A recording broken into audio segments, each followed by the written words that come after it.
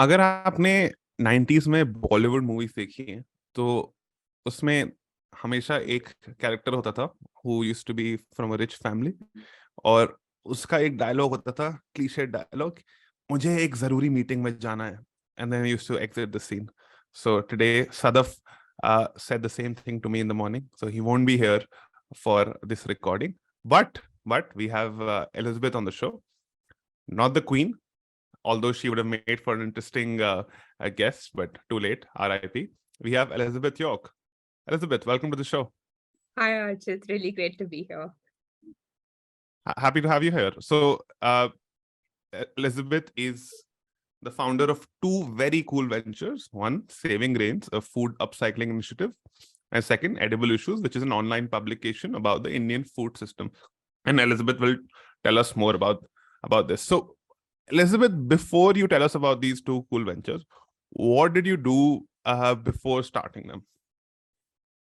So I'm a cook by profession. I went to Manipal. So Waksha was the school where I went to train in culinary arts. And I worked in restaurant and hotel kitchens for about 6 years post starting Edible Issues and Saving Grains. Um, yeah, I think that's kind of very briefly. So I'm a cook by profession.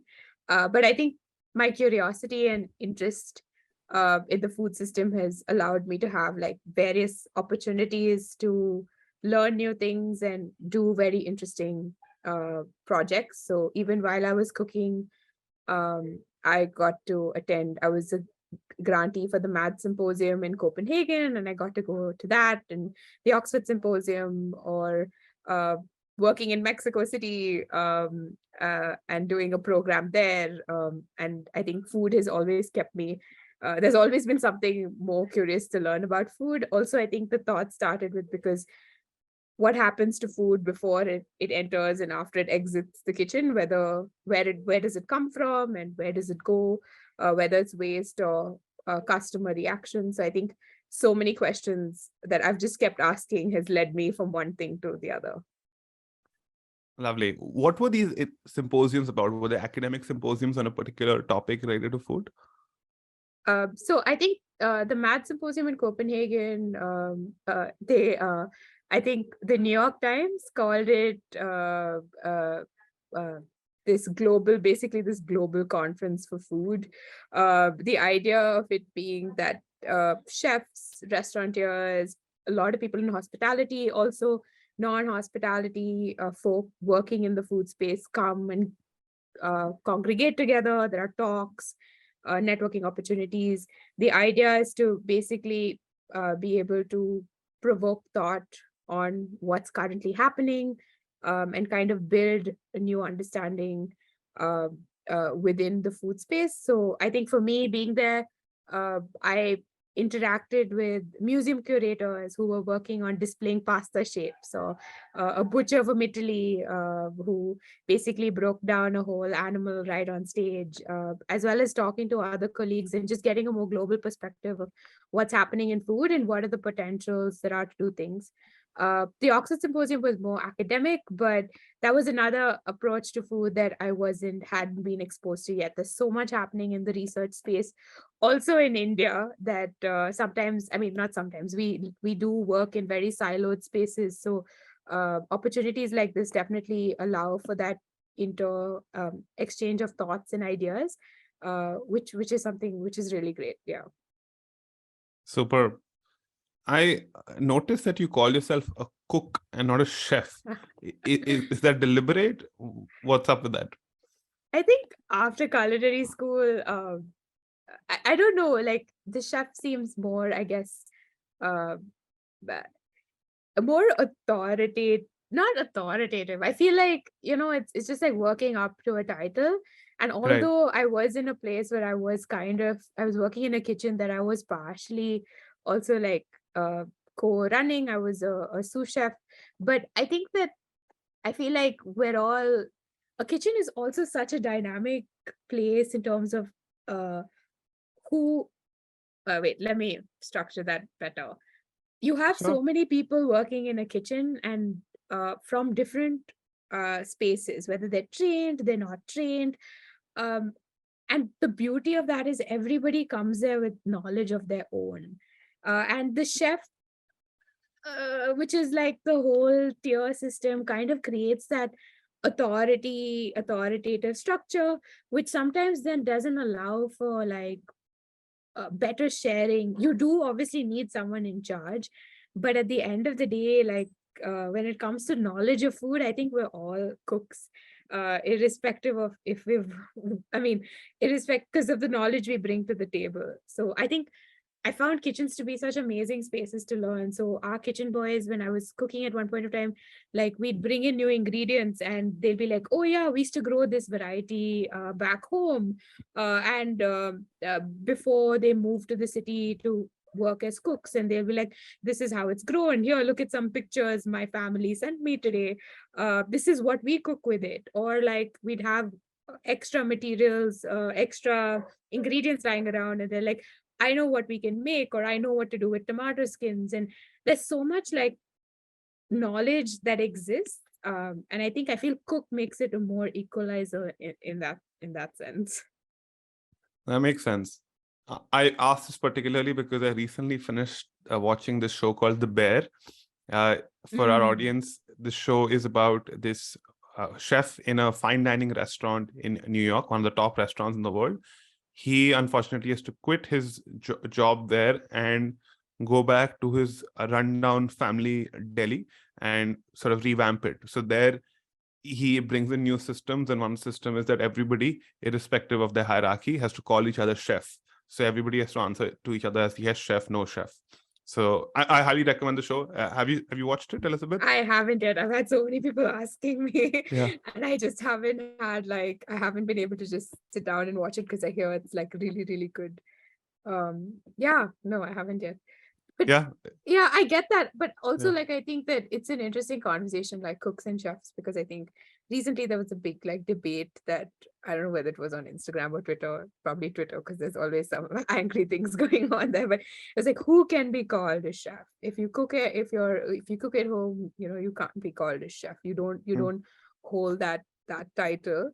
Um, and I think that like it's so, or like for example, even with me after leaving the kitchen, there was like such a can I be called what do I call myself now that I don't work in a professional kitchen um anymore? Am I still allowed to be called a cook, a former cook? And I don't know what do you, because that's my whole grounding and foundation. But for a lot of people, it was interesting because they were like, technically, you aren't part of this profession anymore. And so that's like, but you can be, because I have my kitchen space. I am cooking, but I feel like people try to. I mean, I guess this is with everything, but it's an interesting conversation. I believe. Yeah. Yeah. Let's come briefly to edible issues. Now, Yes. I'm going to play devil's advocate. There are lots of food publications online. Anybody now can be a food writer and post about food. What Right. differentiates edible issues from uh, other publications, in your opinion? Right. So, interestingly, we actually don't, we try not to call ourselves a publication. Okay. And I'll give you a little context of how we also started. So, one of my like curiosities about food led me to the Future Foods Institute's Food Innovation Program, where I was a research fellow in 2018. Mhm. And that's where I met my colleague and now very good friend Anusha Murthy, who is co-founder at Edible Issues. I have to And pause you there. Sorry. yes, Can you tell us more about this fellowship? this okay. So Yeah. this was one of probably the coolest experiences Yeah. that today that I've like yeah had. And one of the reasons so there was this program it's called the Future Food Institute, and it's based out of Bologna in Italy. Hmm. And they ran this program called the Food Innovation Program, where they brought together 15 professionals in food. So not necessarily in food, but 15 professionals, very like mostly in food, but also eager to learn more about the food space and contribute. So we had lawyers, we had designers, we had engineers, we had cooks, chefs, we had food scientists, and so we farmers. So we all came together in this little town called Reggio Emilia. And we together went through this 1 year program that involved different phases and different kinds of research and learning within food, but looking at the global food system. So the first phase was the for about 3 months. We kind of learned about what are the current innovations happening, and we actually got to meet and work with people in the current food space that were working on and researching current like topics. So, for example, Mark Post, who developed the cultured meat burger, he was one of our professors, and he actually took us to the lab and showed us like how very briefly, and so like not even like skimming the surface, even less than that, but basically how you can grow cells, meat cells. Or we learned from Professor Daniela Berile, who is researching on dairy at UC Davis about, new innovations and research that was happening in that space, and current like technologies that have been used by Google. So it was a fabulous that first part of it. The second part, which is the highlight of the program, I think, was to travel to about 10 different countries across the world. So right from Wow. Shanghai to the US to Europe and Asia as well. And we were divided, we had like 4 different topics in food. Mine was circular food systems and sustainability and circular food systems. And Anusha, as my partner, was the future of protein. And we also had the future of food service and food care, and agri innovations in smart cities. So we had these 4 themes, and we went and interviewed about 160 people that were working on either intergovernmental level or on an individual level. For me, it was to understand what a circular system and what a sustainable system and a business model was to them, and what were these kind of different versions that were happening across the world. And similar, the other topics had that kind of those kind of different research trajectories with their spaces. And so that was really interesting because you got to not just meet people, but like learn about food cultures beyond, actually be there and understand on the ground what was going on. And yeah, and just like immerse yourself for this was a 2.5 month trip. And yeah, and the last phase was a design thinking innovation phase where we got to work with companies in Italy, through basically through the design thinking process, trying to put together, basically solve a challenge for them. So as yeah, so that was kind of program which was really exciting, and I think gave a lot of perspective to much of the work that I'm doing today. So at the program, in the first week, second week of the program, we had this. We were talking about cultured meat, plant-based meat, sustainability, like all of these circular economy, these big words. And Anusha and I, because we were the only 2 Indians in the batch, we looked at each other and we were like, plant-based, but what does this mean for a country with like such a large culinary repertoire already?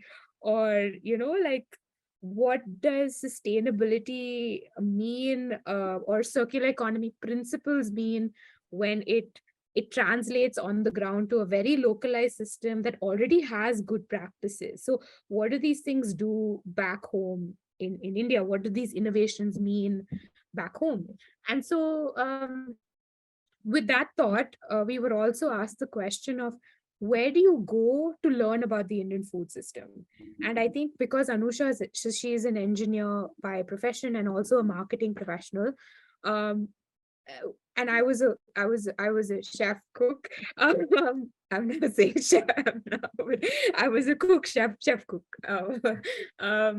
So we started like picking out like picking through maybe about 100 articles a week, trying to understand what was happening in the Indian food system, and we curated that into a newsletter. And so that's how we started Edible Issues. On this same research trip, India, Bombay was one of the locations of our research project. So we ended up here, and we hosted our first ever Edible Issues conversation at the Bombay canteen. And we had Dr. Kurush Dalal, we had Varun Deshpande from the Good Food Institute, We had Sara Roversi from the Future Food Institute, and we had Chef Thomas, who was at the time at the Bombay Canteen, and we had like a panel discussion and a conversation that was part of their canteen class. And I think just the response to that and the things that we were able to put together, curate, or stitch together was really motivating. And so from then, we do public engagement activities, we do research dives, we have the newsletter that happens. The idea is just to kind of um, keep up with the Indian food system, to try to share as much as we can or learn as much as we can, even though it's outside our silos, bring people together, create these networks and connections. And we do these in very, very different formats, from offline to online, and yeah, and through the newsletter. So Lovely. from a publication, I think we're calling ourselves a collective that fosters thought on the Indian food system. But yeah, I think that's very much open to like iteration and building still. There's so much more to do. You know, I'm wondering if there's a word for being envious, but also really happy for someone. Because I feel like that right now, because you've lived the dream of a food geek, like going to these symposiums and these fellowships. Absolutely amazing. And I mean, Yeah. you worked hard for it, so I'm not saying you've lived the dream on luck. So, but No, absolutely but amazing. yeah, I mean, I do owe a lot, but I think I feel like you're just in the right. Sometimes these things happen. You're just in the right place at the right time for the next opportunity. And I mean, there's a lot of at least serendipity that goes around behind it. But yeah, I'm extremely like lucky to have gotten these opportunities and to be able to do these things. So yeah, it's been food geek, that's for sure. The ultimate food geek.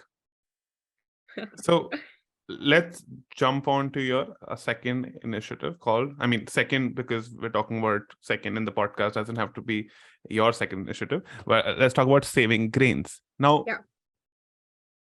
I recently was having a conversation with somebody who's run restaurants in some of the top hotels in India. And I was asking Mhm. him about what happens to buffets, because we know buffets, the quantity of the food made is a lot, and there's obviously Mhm. the quantity is more than what is consumed, so there is a lot left after. So logically it would make sense to give it away to the poor, but to my surprise, he told me that they don't do that. They throw away all the food from the buffet, and I was shocked. And but then he told me why, and it made sense to me. He told me that no restaurant or no large food chain or hotel would want the liability of that food, because just in case out of 1000 food packets or 1000 units of food that you give away to somebody, even if one causes kind of sickness or leads to somebody's death, then the hotel chain will be liable. So just for that Mm. liability, they don't give away the food for it. I won't say reuse. What's the right word for it? They won't give away the food and save the food instead of throwing it away. So it was fascinating. Right. And uh, I want to start by asking you, is there a solution to this particular problem? I love talking about like food waste. Yeah. So I also work as a food waste consultant. Okay. And I've been working with uh, I think my first interaction as a professional on my first internship in a hotel. My first job was to take the at like to close the buffet in the morning for the breakfast. So I'd take those croissants and all the other baked goods and basically put it in the bin. And that was my job. That Oh, was my first job.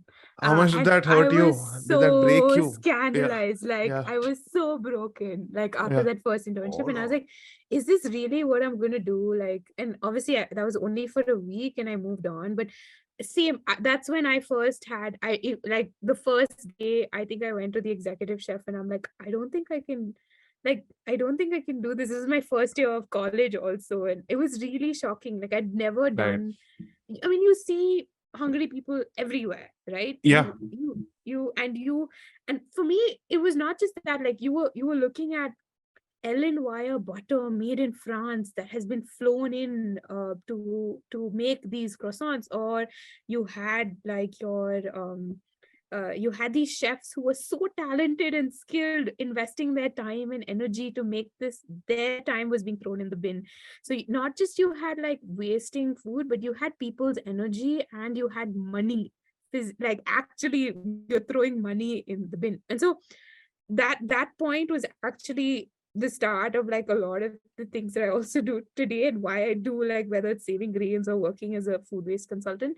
So I work with this initiative called the Pledge on Food Waste, um, which is basically a platform that helps restaurants and hotels reduce their food waste. And what's very interesting about the work that they've done and what they've seen and the data they've captured is that only maybe a s the assumption is that majority of the waste happens at the buffet, when actually that's not true. So if you think Oh, there's a lot of waste that happens at the buffet, that there's maybe double the amount of times a waste that happens before, through either inventory or through prep. And so that's basically the that's another reason why I work with these people, so we can solve that issue as well, of better management of resource. And so when you see, so that's one like assumption that does happen. So can you imagine, like, there's so much waste happening in a food establishment that is gone yeah. unchecked. And another place where uh, people feel like there's not, like, chefs feel like they're not wasting, is because they don't measure their food waste, which is another issue. Like, if we started actually calculating and we had data, we can actually see how much we are wasting. But what's, for me, in this whole food waste conversation, the most, I guess this would also fall in the pet peeve category, but I may have to like answer it. I mean, now, but you have people justifying. So um, the argument is that, oh, it's okay for me to waste because anyways we're donating it, or we can donate it. So the conversation of hunger being correlated with with like access and like wastage is like, it's this is a vicious cycle, because unless Yeah. we tackle the fact that we need to prep, hungry people should not be reliant on us preparing extra, right? We shouldn't create that system where hungry people is an access problem, and is, and of a lot of other issues that are there because we have hungry people. It doesn't mean we can support with excess food, but it shouldn't become an excuse for us to keep making more because there are hungry people.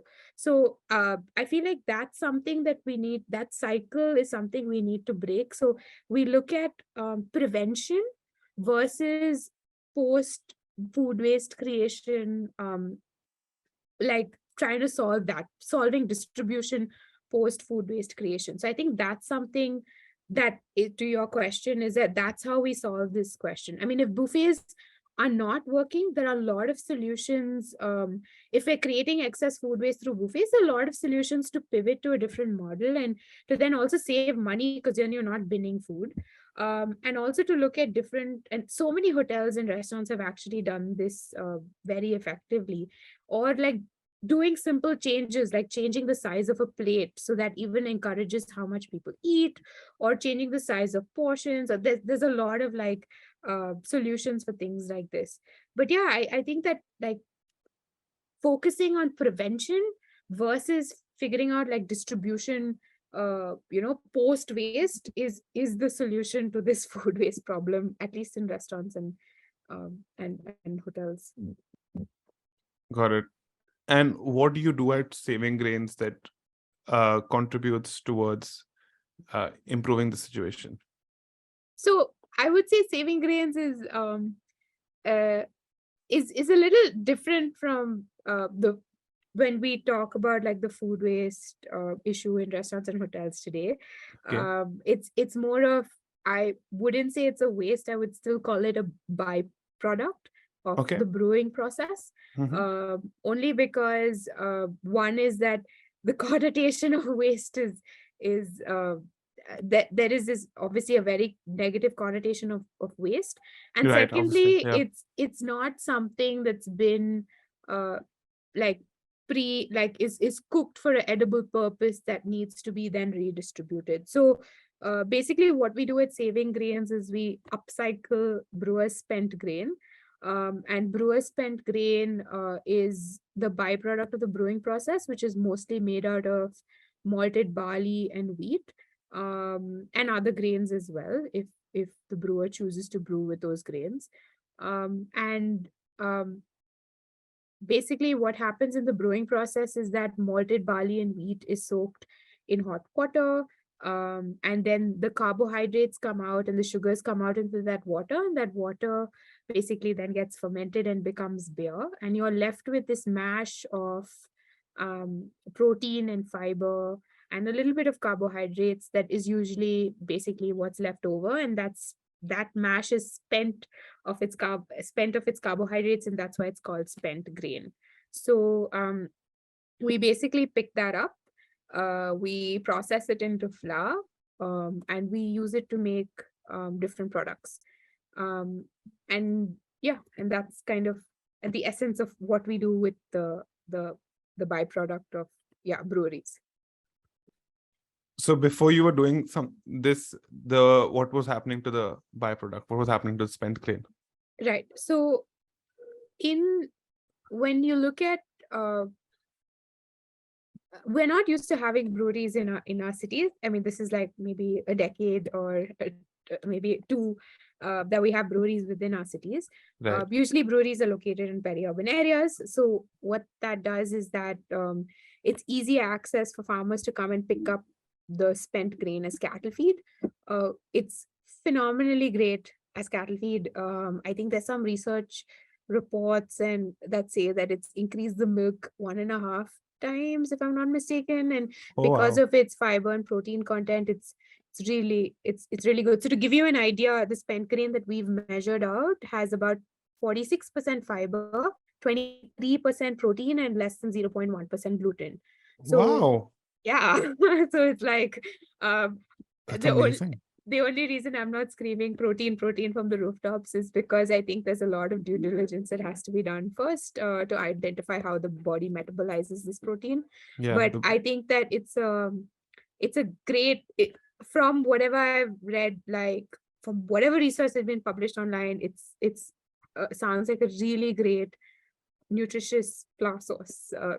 So basically, what to your question, what used to happen was that it used to go as cattle feed. What happens within our city, I work within Bangalore, and getting 1 kilometer anywhere is probably a challenge. So can you imagine so a farmer having to like drive his tractor right all the way into the city to pick up also a very insignificant amount of grain? Probably it's not worth it. So that's one issue. Then we also have issues. It becomes easier for the brewery to like either give it away to the BPMP. Some breweries are more responsible than others and have set systems in which they do make sure that their spent grain is either being given to a cattle farmer. There are proper systems in place, but others it's just easier for the quantities that they brew to dispose it to the municipality. But for me, what's more interesting about this is that we're looking at a grain that's being produced in a way in our cities. So, we're talking about urban agriculture and all of these things. But like this grain is literally being, even though it's a byproduct, it's being produced as this higher fiber protein flour, grain right here. So if we can even take away maybe 0.01% of stress from the land, and we're able to be able to consume this within our city as well, I feel like that could potentially make some amount of difference to the way we just look at byproduct and the way we consume, and to whether it's for communities or diets or nourishing or whatnot. But it's here, like there is a food source that's available within our city. So why shouldn't we take part in it in this way? Fantastic. I'm genuinely surprised, pleasantly surprised by the nutrition numbers that you shared. And of course, as you said, we have to check the bioavailability of the protein. But that's amazing. So are these breweries just microbreweries in Bangalore, or are they like large scale breweries which make bottled beer as well? So the breweries that I work with, Yeah. my focus is on microbreweries. Okay. The just because of the larger breweries that like brew for, as you said, have much larger plants, are located in areas where they already have systems just because of the sheer volume. So to give you an idea, Mm-hmm. um, uh, per batch, a microbrewery would brew for 6,000, for 1,000 liters, they'd use Mm-hmm. about 200 kilos of grain. So Okay. usually you would brew about, I guess, from what I've understood from brewery owners, that they brew about say 1,000 liters a day, which is about 200 kilos, say potentially, of spent grain a day. Mm-hmm. And we have about 70 microbreweries in Bangalore city, so that's about Mm-hmm. 14,000 kgs Mm-hmm. of like potentially good grain. And so the idea is that can we first capture on this, because there are, yeah, versus and also because these microbreweries, their focus on grain quality and things like that is different from like a larger brewery. So like there are a lot of these different kinds of like uh things to look at. But so right now I only work with we're only focusing on city based smaller like breweries. Got it. That makes sense. And what all products can you actually make with spent grain? So I did say about the nutrition factor of things, but Yeah. actually, what's really interesting and what really got me into spent grain was the flavor. So Oh, this is a bit of a story, but like, yeah. so I did an I internship love with a stories. I did an internship with a bread historian in I think 2016, and we were recreating breads from the 13th and 14th century, which Bread is like historian. he was so cool. His name is William Rubel. He's Okay. based out of Santa Cruz in California, Hmm. and uh, yeah, I think it was one of like the I was going through a bread phase, and I just we were making. I used to work in a restaurant just to have a breakfast menu, and we were making a lot of like sourdough and things Uh-huh. like that. And we couldn't get like the tartine style kind of, the beautiful holes, because we were a Yeah. hot kitchen and we were a tiny kitchen, and it was like really hard to also then long slow ferment without things getting extra sour and stuff like that. And so I was like, okay, I'm going to do this internship and figure out like, how to make good bread, like better bread. And through this internship, actually, was when I realized that one of the things we were referencing to had mentioned that brewers and bakers worked in similar spaces. Because same like in the same vicinity, because they shared common ingredients. So beer, I'm saying grain, water, and yeast. And what was more interesting than that was that whatever was left over, so whatever the baker, if they had extra bread, um, it would be given to the brewer that would be fermented into beer. So there's this very cool company in the UK called Toast Ale that's actually making beer from leftover bread. And then similarly, the brewer would give the baker leftover grain and yeast to bake with, only because flour was a very expensive commodity, and the spent grain helped like bulk up things. And So so it's like today you circular. exactly. So today Yeah. you would, in today's language, you would call it a closed loop circular system and all of Yeah. that. Yeah. Yeah. But yeah, so technically it did exist for economical reasons mostly. And just for general like um, good practice. And yeah, and so when I came back here, we started using some of the spent grain and the spent yeast to make bread. And what we realized was that the flavor was, I mean, why do we make sourdough was one question. We wanted to slow ferment, but we want flavor. And this gave like enormous amounts of flavor for the little amount that we had to add in. Mm-hmm. And then we could still slow ferment and auto lease and all of that. But like there was something really like wholesome about what this byproduct. And I think then through that food innovation program and what we learned, and that also that inspiration, I mean, kind of helped kick off building this saving grains model that we have going today. Which brings me to, I forgot what you asked in the first place, and I told my That's okay. story. I See, just I told asked. you I'm terrible. No, Yeah. I love that. I mean, uh, I was just joking with Sadaf the other day that our podcast is more about rabbit holes than about the actual topic. So I love rabbit holes. Uh, I actually asked, what can you make with Mm, spent grain? Yeah, anything, everything. Um, really. so this Diwali, in fact, no, we are Mm. running. So I started off with bread, Yeah. because I felt like flour means the easiest medium for me to incorporate. And then obviously you can do any like bread based, flour based. You can work with it within any flour based recipe. But because it has 45% fiber, Mm-hmm. uh, you can't, if it's a flour forward, like flour first recipe, you can't really use it in 100%, only because you'd be eating cardboard. So imagine like a 40-50% fiber like bread. It's super dense, and Okay. it like you can't really, it's not very like edible, and I don't think our body also needs that much fiber.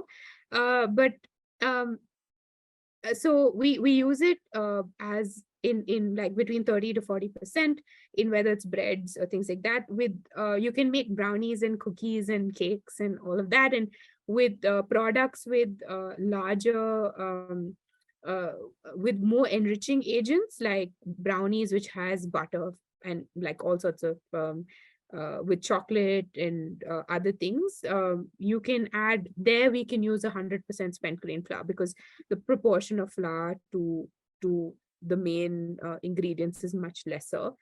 So then it's great and it works well like that. We also make granola from the whole spent grain, which is quite tasty. And we do biscuits, and we're experimenting with some pasta at the moment.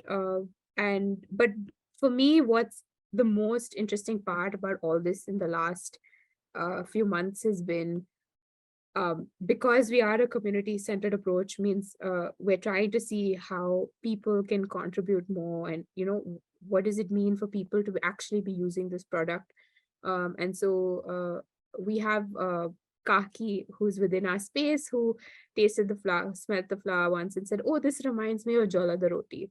So we're like, okay, let's make chapatis, and they turn out delicious. So that's our daily bread. We can use 30% of it and make chapatis, and they're absolutely great. And this festive season, we're actually making laddoos, chikki, and halwa from the spent grain using 30 to Wow. 40% spent grain. So that's been like really exciting. I'm just tooting my own horn, but the laddoos are so delicious. They are. But I like each time we make something new with it, I'm so surprised. And I think that's, I mean, I'm surprised, but I'm also like, it's such a great motivator to be like, this is a good tasting product first. And it can be used in such like exciting ways in everything. So it's so versatile in that way. We just have to play around and tweak existing recipes to include it. Whether you're looking for like nutritional stuff to balance it out, or you're just looking for flavor, and just like, yeah, it's great fun to play around with that way. Lovely. And where can we order it?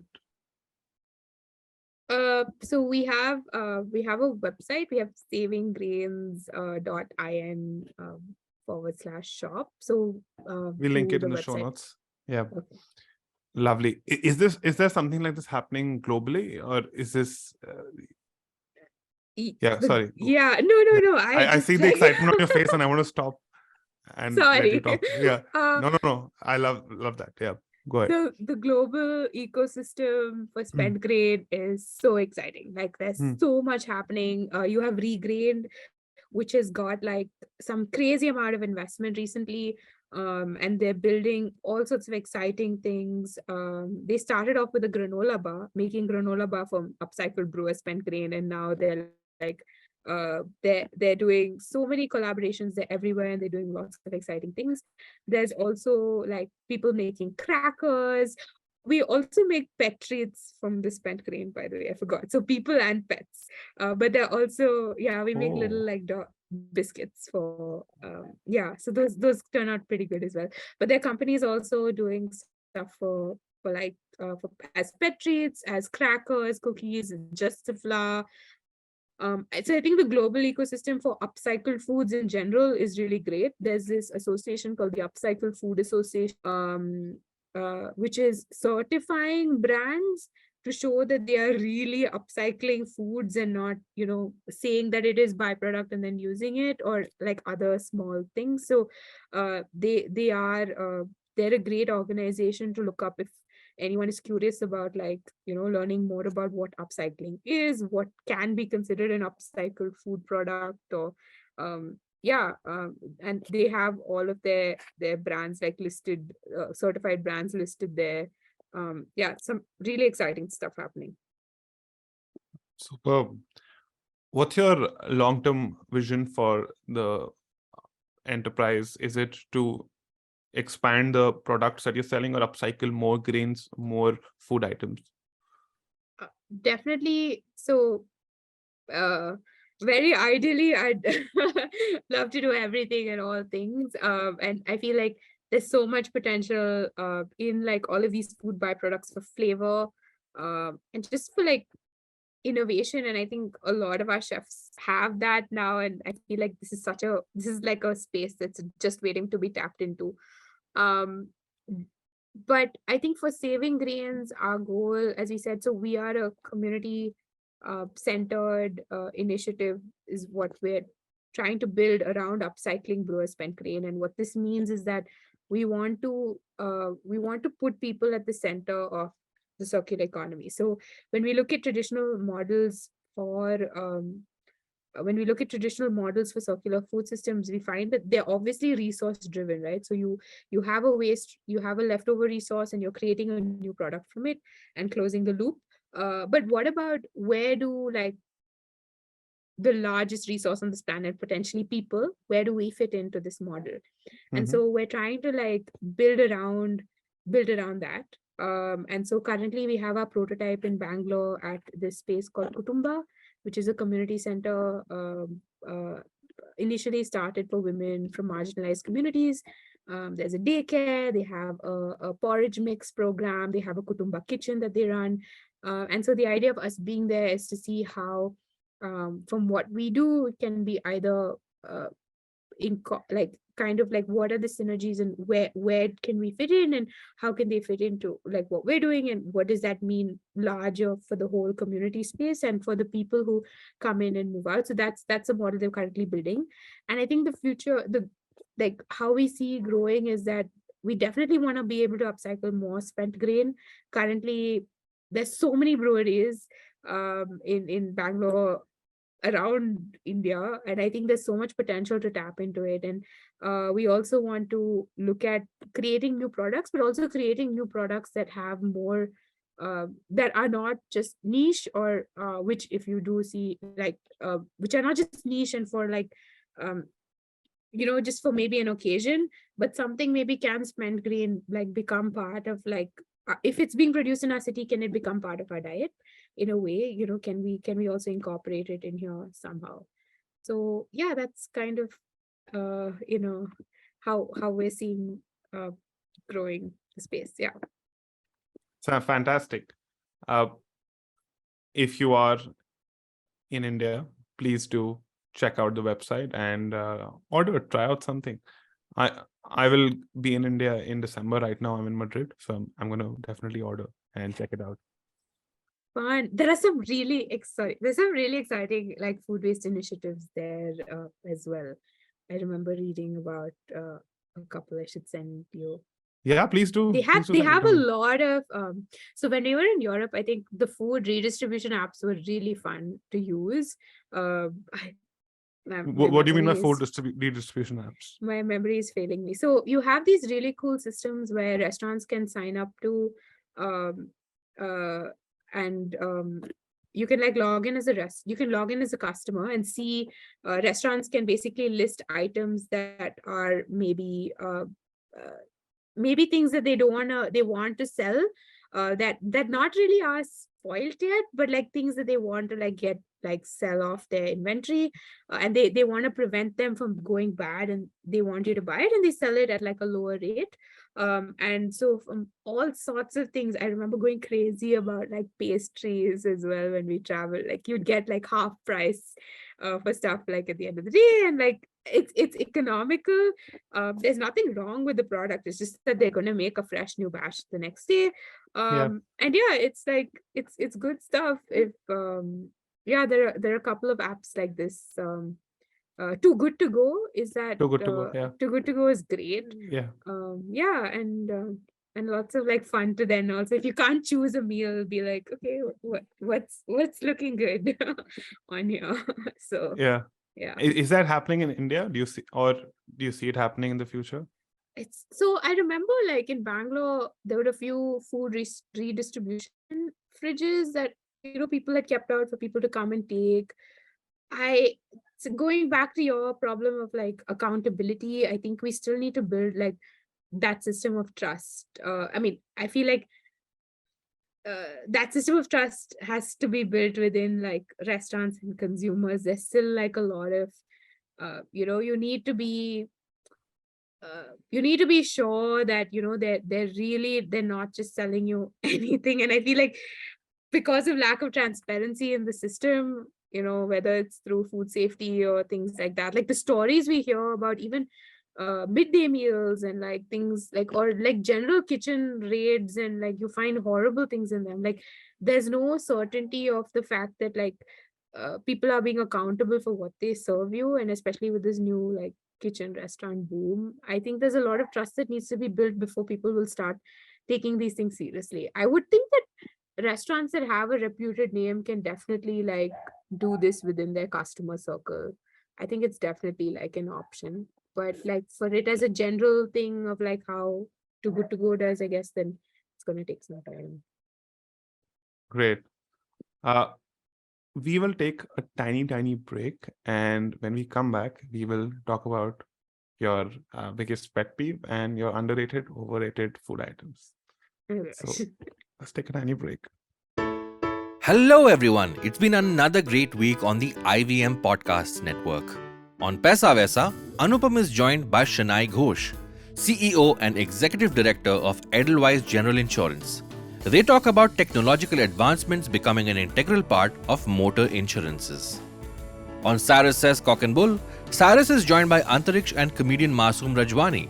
On the episode, Antariksh narrates an interesting story of Abhishek Bachchan, while Masoom shares his struggles of being a comedian. On Storytellers and Storysellers, Vineet talks to Neha Sharma aka Neha Doodles. She shares how her passion for doodling led her to become a successful illustrator and cartoonist. On Explain Like I'm 10, Meghnad is joined by Chairman and Managing Director of Access My India, Pradeep Gupta, and joining him is me, Abbas Momin, to discuss exit polls and how they are conducted. And on the Musafir Stories, Darshan Dudoria, an ardent heritage enthusiast and co-owner of Murshidabad's first luxury hotel, takes us through the town and history of Badi Kothi. And once again, do visit our merch store on ivmpodcasts.com. Follow us on social media. We are IVM Podcasts on Facebook, Twitter, Instagram, and LinkedIn. Do spread the word about any of our shows that you like. You can also check us out on YouTube. We are on youtube.com/IVM Podcasts. And finally, we would like to thank our sponsors this week: Volvo XC40 Recharge, Bumble, Heads Up for Tails, Kotak Privy League Program, and HDFC Mutual Fund. Thank you for making this possible. And we're back. And we've heard a lot of great things about saving grains. Now, Elizabeth, tell us your biggest pet peeve related to food. And you can't say the same thing that you said earlier. New one. Hey, you didn't tell me that before. You're a food researcher, so you'll have a lot of pet peeves. It's I think one thing that I'm like trying to get over also, but trying to understand is me being nice about things, is this whole like plant-based, like just the word like plant-based. Oh, love it. And I just don't like, I can't, what does it mean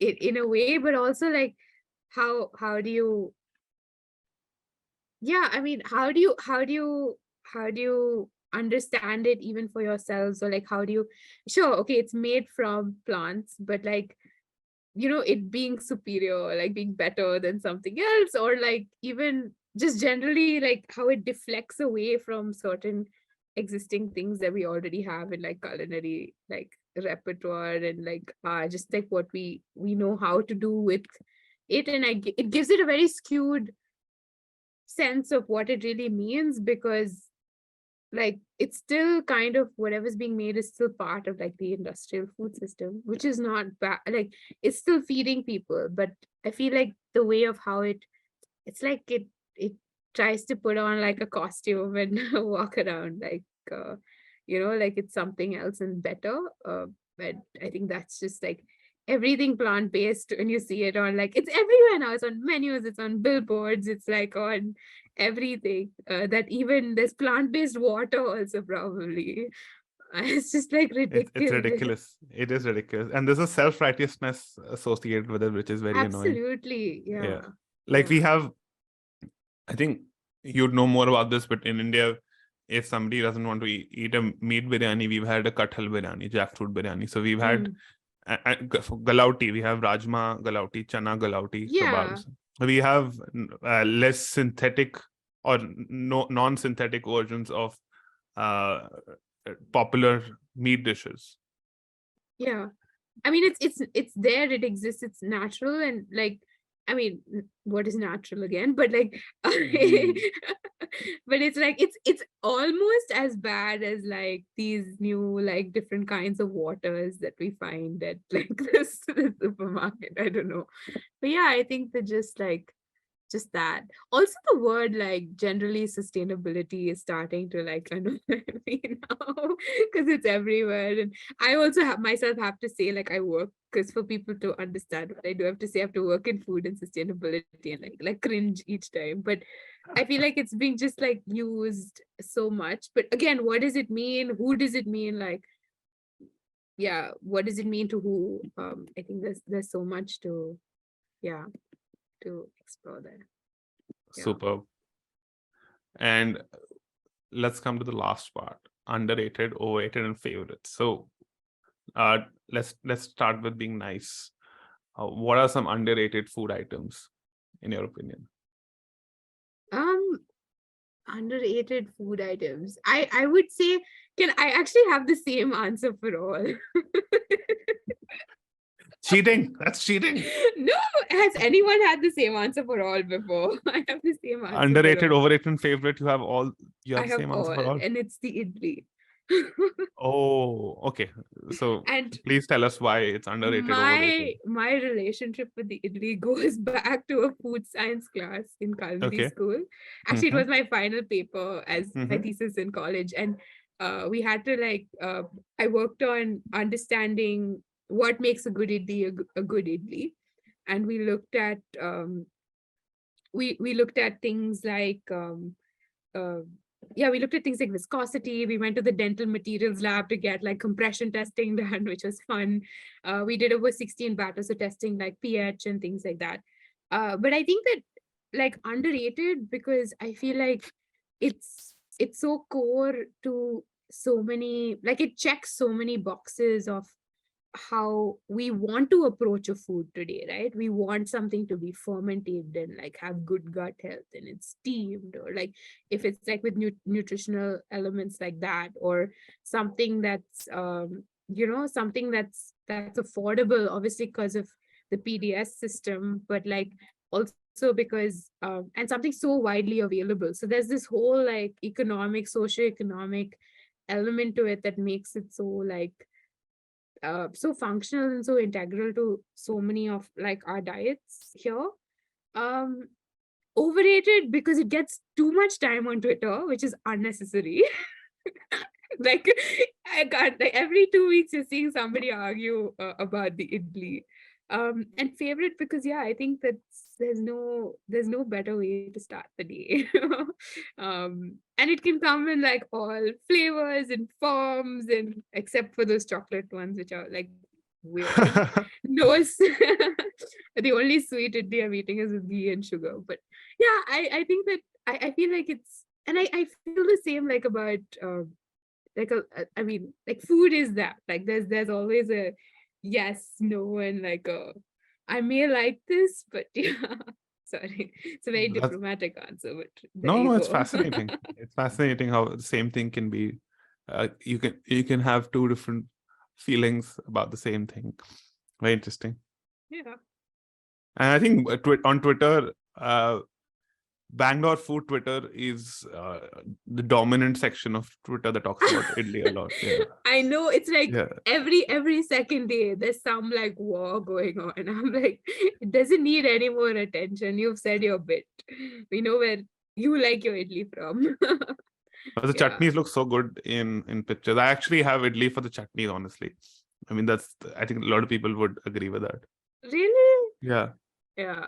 I don't know. Like, there's so much, again, like understanding. This is also very, I mean, this is also something that we tried to do, and like I really want to look more into, is like flavor profiles of just like the food in itself, you know, like how things like work, and like how so when we tested out these different batters, some like they fermented differently each time, and we went back and asked the guy, because we bought the same rice from the same shop. So I was like, okay, why is this different? And he's like, oh, we just sourced it from a different region.